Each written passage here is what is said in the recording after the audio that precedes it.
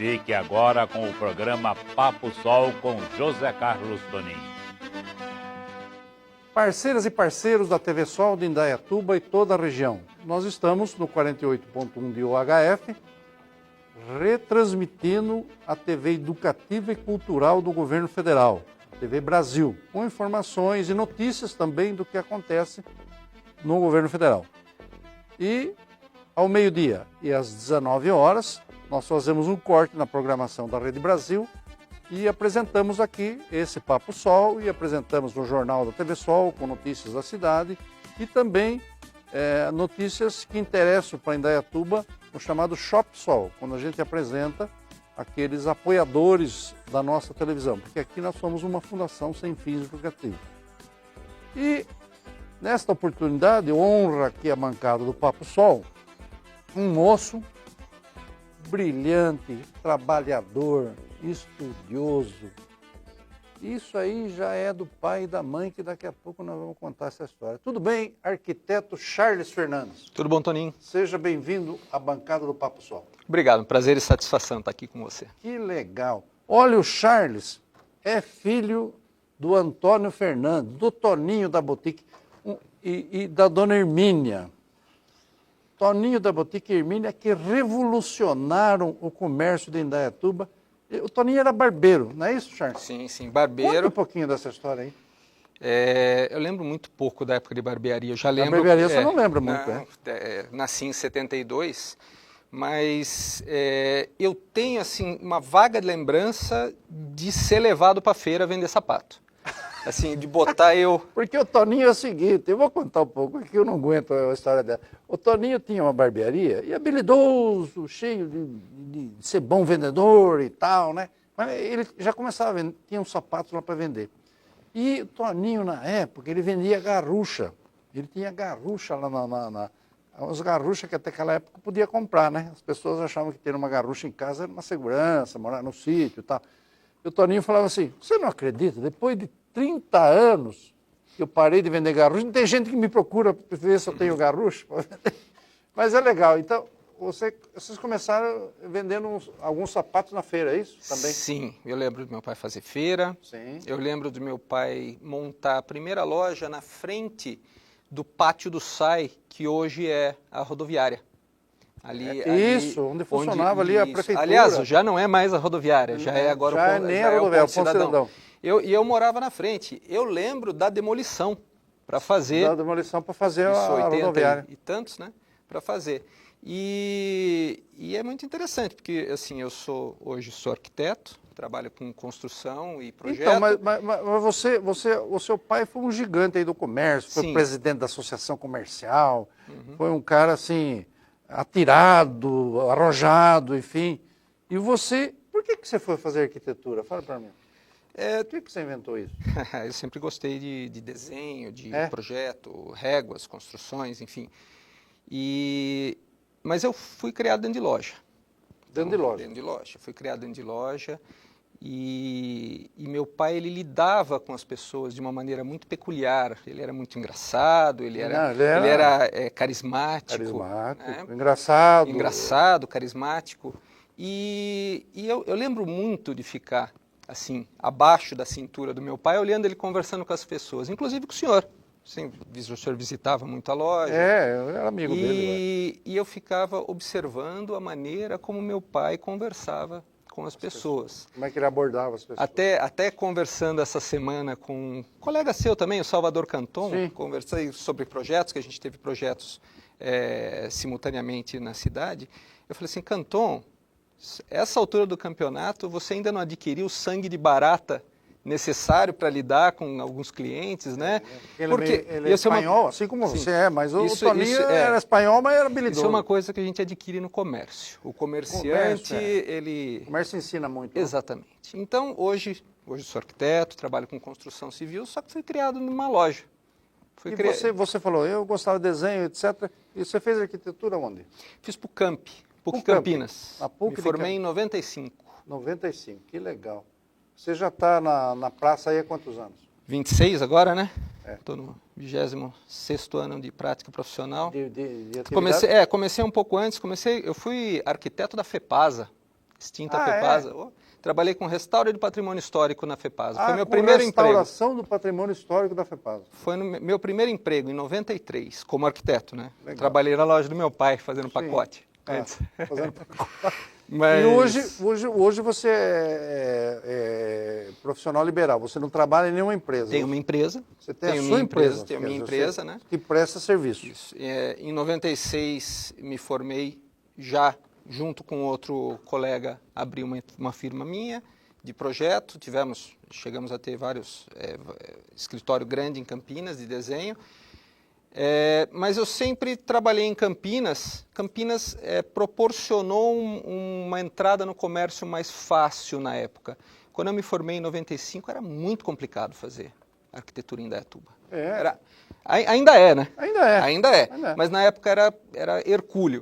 Você entrar no mercado numa época onde a arquitetura era entendida como supérfluo.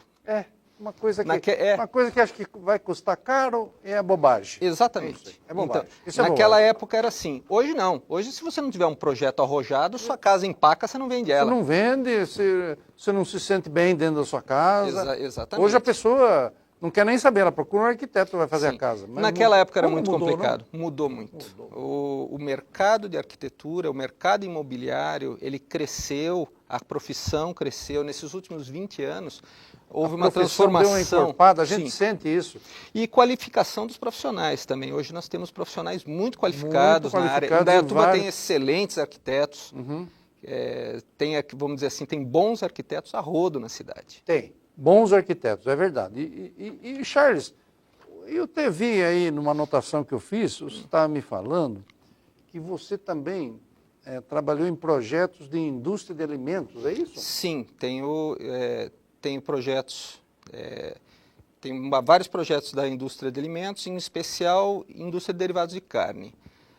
Hoje, estamos construindo uma planta nova em Indaiatuba, uma planta que vai produzir 1 milhão de quilos mês em Indaiatuba. Temos de derivados de porco. Derivados de porco? Derivados de porco. E são projetos... Quem é a empresa? Pode falar, não? Sim, do Grupo Croissant. Do Grupo Croissant. Do Grupo Croissant.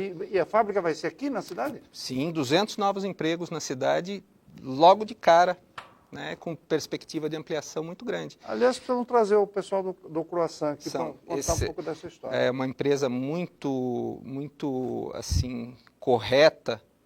Trabalhando com indústria de alimentos, você precisa ser correto. Expandiu o mercado deles no Brasil inteiro, né? Sim. Eles trabalham muito bem. A indústria de alimentos é um segmento muito peculiar. Sai muito caro para a empresa trabalhar errado. Tá.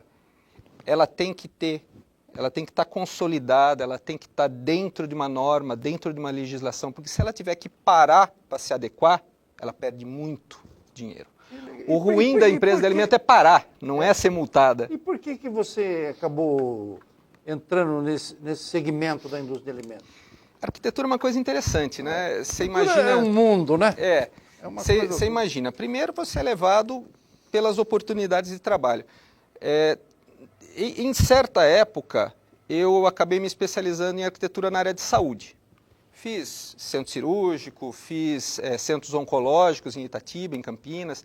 A gente tinha um segmento, meu escritório em Campinas tinha um segmento que atendia a saúde de maneira... Você está em Campinas ainda ou só aqui? Não, fechei escritório em Campinas. Em 2014, vim para cá. Concentrou aqui? Em 2002, até 2010, eu trabalhei quase que exclusivamente em Campinas. A partir de 2010, você começa com um projeto, outro projeto. Aí eu me vi numa situação onde eu tinha mais projeto em Indaiatuba do que em Campinas. Tá. E aí, conversei com os meus colegas lá, falei, olha, eu vou sair da minha associação, vou trabalhar em definitivo aqui, porque realmente Indaiatuba é uma cidade apaixonante, né? Quem é daqui não consegue tirar o pé tão fácil. É verdade. E como a gente falou, o mercado, a partir de 2010, o mercado da arquitetura em Indaiatuba se tornou muito atraente. Não era. Se tornou muito atraente. E isso trouxe, vamos dizer assim, que houve um torna-viagem de alguns profissionais que acabaram optando por sair. Né? A gente percebe que hoje o profissional de arquitetura é uma peça fundamental no desenvolvimento da cidade. Uma peça fundamental da gente ter bem-estar, onde você vai morar, onde você vai dormir, onde você vai ter seus filhos, enfim, onde você vai ter o seu descanso. O arquiteto está por trás disso. O arquiteto hoje é tão fundamental, quase como um médico, né? Coisa interessante, né? Eu acredito que o arquiteto, ele tem, se não tem, deveria ter, né, a capacidade de entrar em sintonia com o cliente para entender o que o cliente quer. É como se fosse um psicólogo do espaço. Isso que eu ia falar. Arquiteto é um pouco psicólogo? É um pouco. Às vezes chega cliente, coisa mais engraçada do mundo, Toninho, chegam clientes para você que eles falam uma coisa. Falam, olha, eu queria uma casa assim, assim, assim. Normalmente você fala de uma casa, você fala de uma obra que você viu ou que você desejaria ter. Você projetou e você consegue falar. Você vai lá e expõe o que você quer. E ele vem com uma plantinha. Já traz um rabisco. Então, só que em geral... E quem fala mais? A esposa fala mais. Eu não atendo se não for casal. Serviço perdido. Se vier um sozinho, não atendo. Mas eles trazem plantas, aí você olha a planta. Aí você olha a planta assim, de cara você fala assim, como é que o cara fala tudo isso e traz outra coisa? Normalmente, quando você não tem vamos dizer assim, a habilidade para desenhar, você desenha a sua experiência, porque você não consegue mentir de uma coisa que você não tem influência. A plantinha dele representa as casas que ele já viveu, que ele tem experiência, mas ele fala uma coisa. A casa da avó, a casa do pai dele. Tá. Cabe ao profissional fazer a junção de tudo que ele já passou e tudo que ele experimentou e vamos dizer assim, o que ele projeta para o futuro dele. Que legal.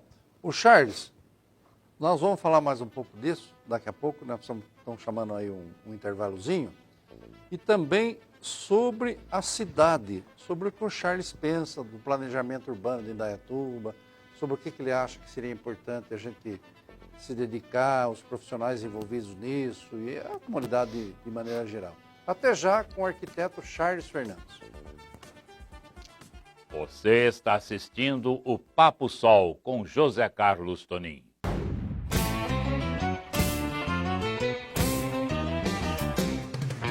No Pesqueiro 3T, você encontra pratos deliciosos aliados a um ambiente muito agradável e descontraído.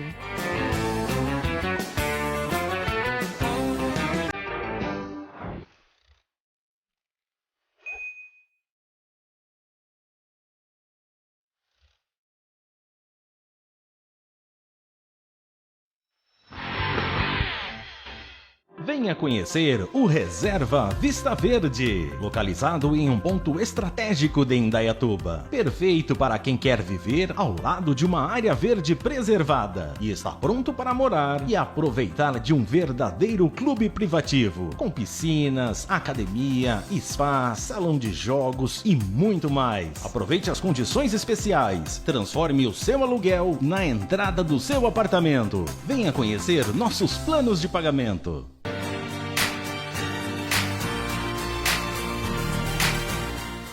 Se você procura móveis para a área externa da sua casa, a Greenhouse tem peças exclusivas que unem conforto, elegância, funcionalidade e design exclusivos.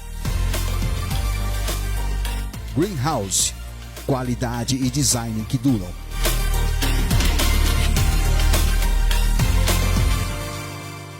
Para ter bons momentos com quem você gosta, ter saúde e segurança é fundamental. Os planos Flex do AOC têm tudo o que você precisa para cuidar da sua saúde e da sua família também. São planos para pessoa física e empresariais, com opção de coparticipação dos valores, além de muitos outros benefícios. Venha para o AOC e aproveite a vida com mais tranquilidade. Fale com a gente e saiba quais as melhores condições para você. AOC, sua saúde em primeiro plano.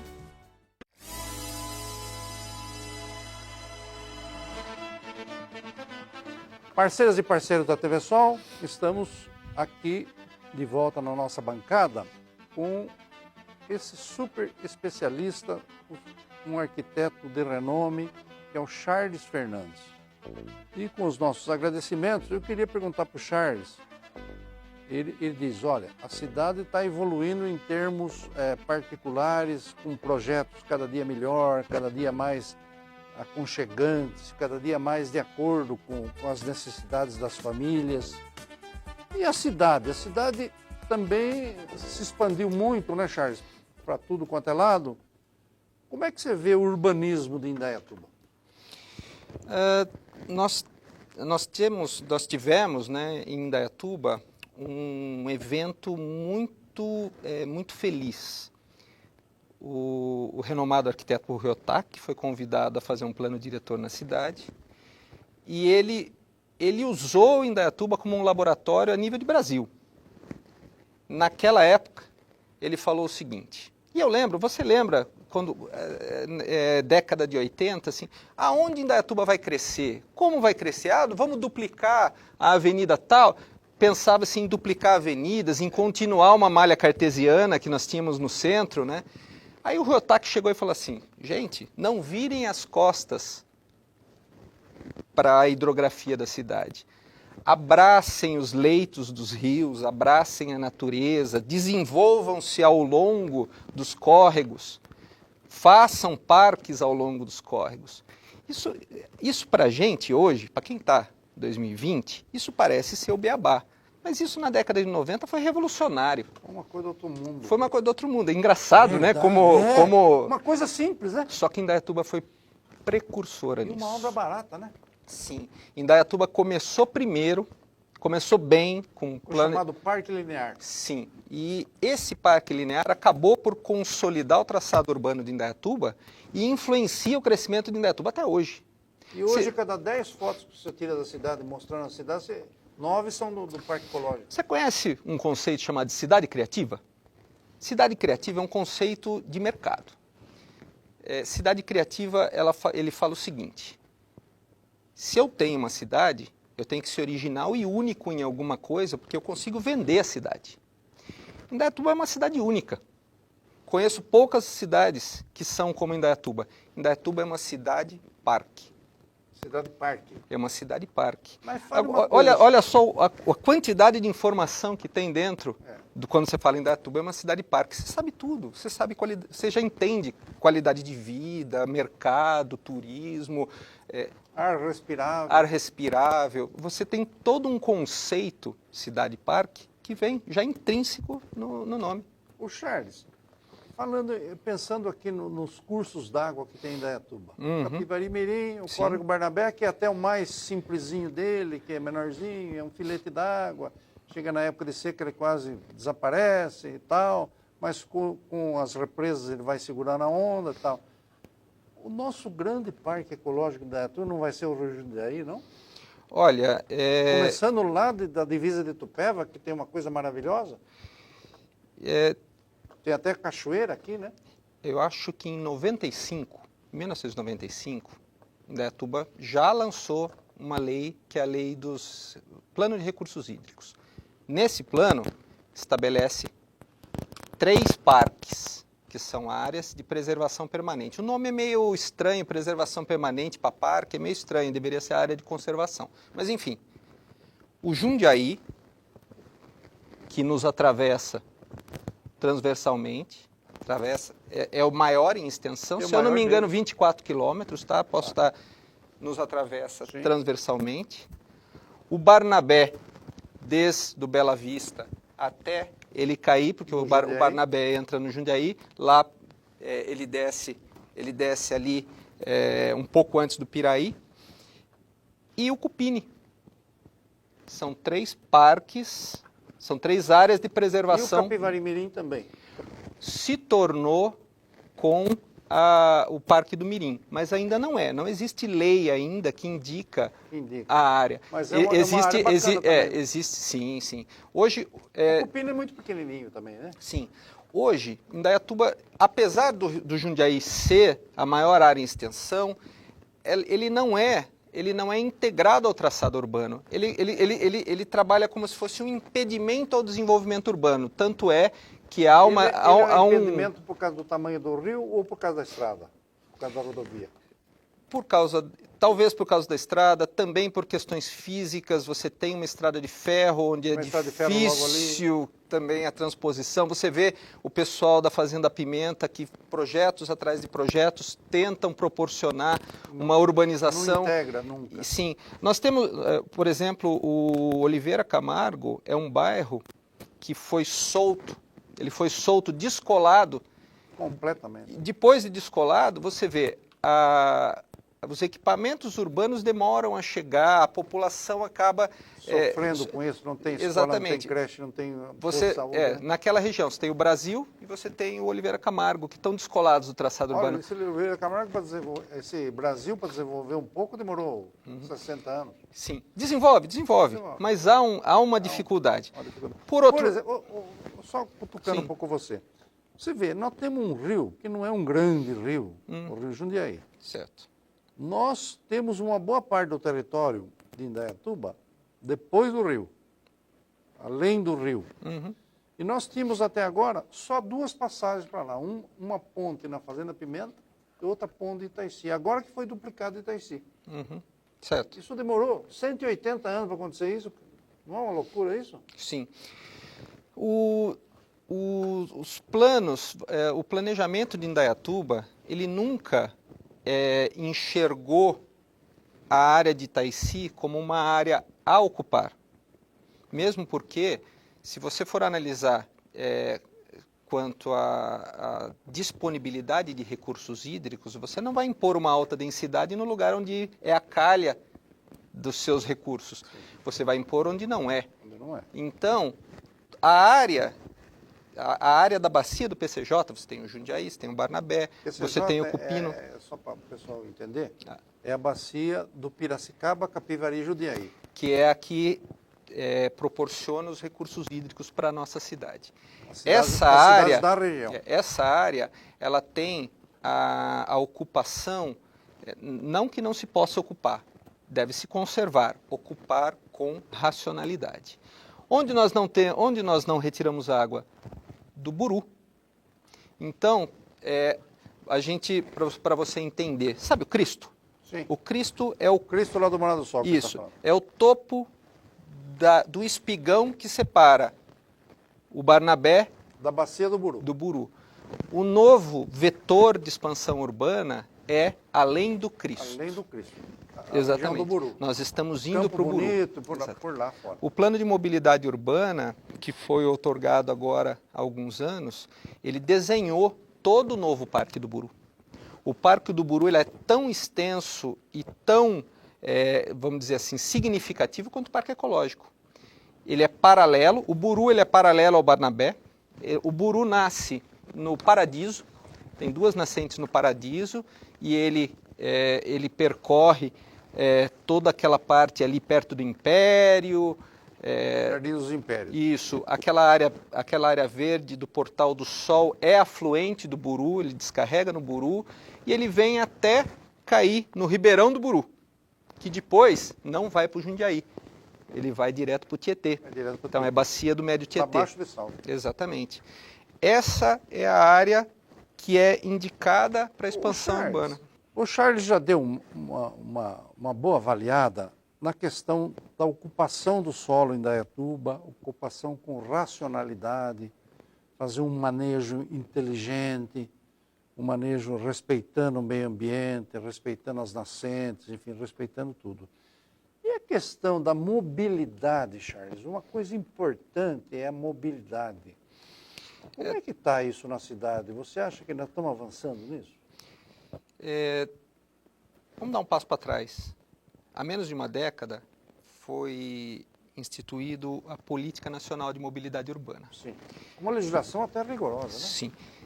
E apesar de terem vários pontos, basicamente essas políticas novas dizem o seguinte: eu tenho várias modalidades de mobilidade urbana: pedestre, bicicleta, transporte coletivo, transporte automotor. Elas têm que ser tratadas com equivalência.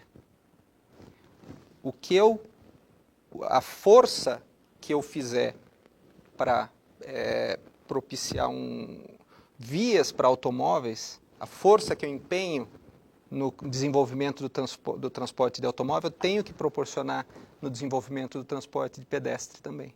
Eu tenho que ter equivalência. E bicicleta, porque você falou agora há pouco, há 20, 30 anos, a gente se preocupava em avenida, em duplicar a avenida, e fazer com que o carro chegue mais rápido. Mudou tudo. Mudou tudo. Mudou tudo. Mudou E, isso, aliás, a pandemia acelerou a mudança. A pandemia acelerou a mudança. Há um consenso entre publicações da área que indicam que o crescimento do transporte, da mobilidade urbana, ela teve uma queda, estava tendo uma queda, vamos dizer assim, a queda na taxa de crescimento. E a pandemia destruiu isso, ela proporcionou uma retomada desse conceito. Exatamente, assim, foi mais evidente, a queda nas taxas de crescimento foram mais evidentes. Indaiatuba atingiu superou 250 mil habitantes, e Indaiatuba entrou numa fase nova, se nós formos levar em consideração as metas para a mobilidade urbana. Para cidades acima de 250 mil habitantes, a Associação Nacional dos Transportes indica estudos que diriam que nós deveríamos ter 30% de transporte sustentável, bicicleta e pedestre, 30% de transporte coletivo e 30% de transporte particular, automotivo particular. Nós temos e hoje ainda é quanto? 54% de transporte particular automotor. 54% é o particular. Eu digo, assim, sempre que eu vou comentar, eu digo o seguinte: trabalhando com 54%, não há duplicação de avenida que vai aguentar, que resolva nem. Quer dizer, daqui um pouco a avenida do Parque Ecológico não há. Precisa haver uma mudança estruturante no raciocínio. Agora, e o transporte coletivo aqui, quanto é? O transporte coletivo cerca de 12, e quando a gente entra com fretado vai a 18, muito pouco. Muito pouco. Mas o que dá para inventar numa cidade como a nossa, Charles, além de ônibus? Você sabia que o nosso transporte sustentável é muito bom? É? Sim, o nosso transporte pedestre, bicicleta especialmente, é sensacional. E você sabe qual que é o bairro mais sustentável de Indaiatuba? Você vai, assim, acho que é a Cidade Nova, sei lá. Então, conceito de cidade sustentável, quando a gente fala em sustentabilidade, você pensa em meio ambiente, né? Não, sustentabilidade é diretamente ligado à viabilidade social, econômica e ambiental. Quando você junta os três fatores, né, você adquire sustentabilidade. O bairro mais sustentável da cidade é a Morada do Sol. Ah, tá, porque lá tem tudo. Você trabalha, você mora, você compra, você tem lazer, você compra, você resolve a pé. Você tem barbeiro, você tem a densidade, você tem uma densidade urbana, ou seja, vários habitantes por metro quadrado. Se fizer um muro isolando o Morada do Sol, não tem problema nenhum. Sim. Eu vou até fazer tecer um elogio a várias, assim, teço sempre elogio a vários administradores públicos, não canso de tecer ao senhor, mas fizeram, possivelmente não planejado, mas foi implantado na Morada do Sol. Do jeito que deu, vamos dizer? Sim, eu diria que foi reativo, não foi planejado. Sim. Ou você planeja, ou você reage a uma situação que não está boa e melhora. Durante a gestão do Reinaldo Nogueira, foram feitas uma rede de escolas e postos de saúde na Morada do Sol. Eu posso dizer, sem sombra de dúvida, que se o senhor pular de paraquedas e cair na Morada do Sol, o senhor vai estar a 700 metros de uma escola fundamental, a no máximo 1.000 metros de uma escola de ensino médio e a no máximo 1.000 metros de um posto de saúde. Isso é sustentabilidade no que se refere a equipamentos públicos. Certo. Baseado nesse estudo da Morada do Sol, a Morada do Sol é um case vitorioso dentro de um contexto de Indaiatuba, e eu diria que há de se observar que Indaiatuba possui 80% da sua população que utiliza a saúde pública e um ensino público. 80%. É significativo. Então, mas eu não uso, você está falando de escola pública, você está falando de carro.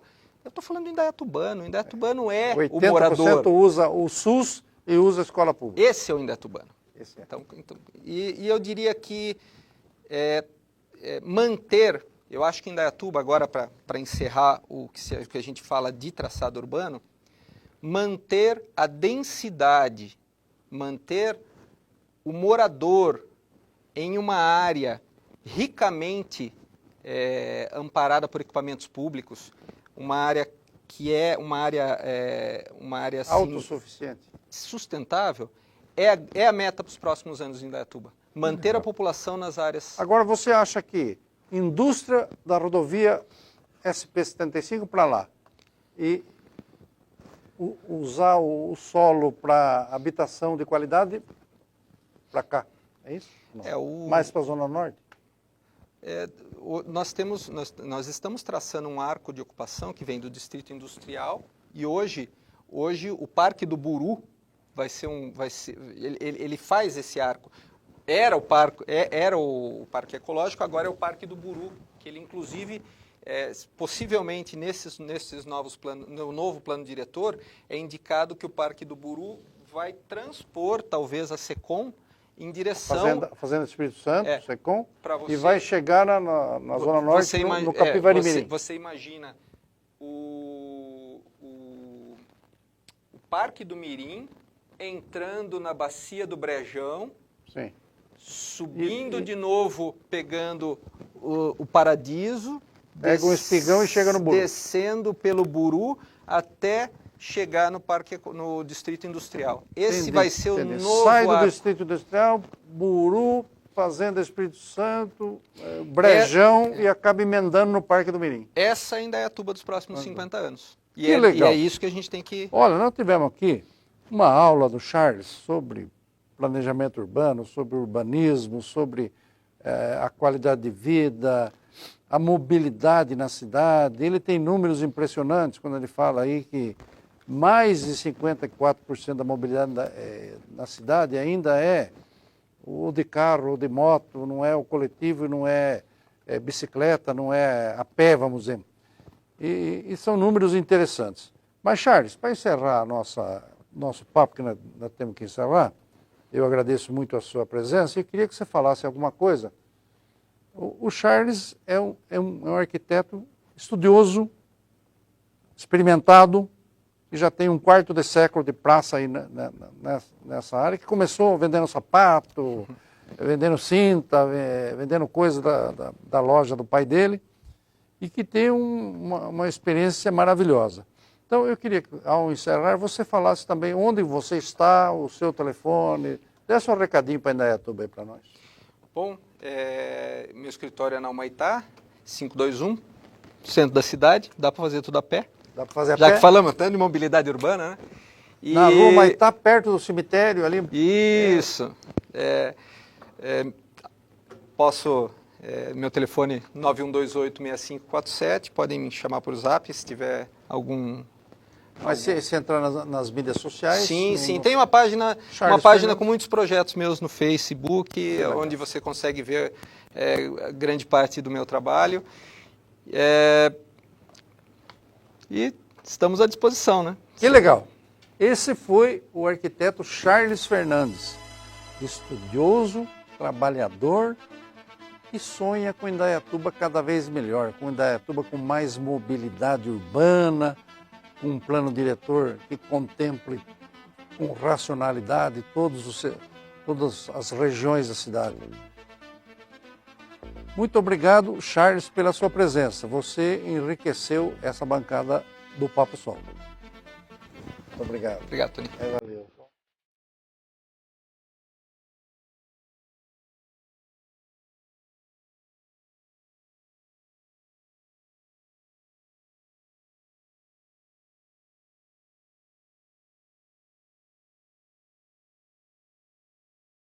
Você acabou de assistir o programa Papo Sol com José Carlos Toninho.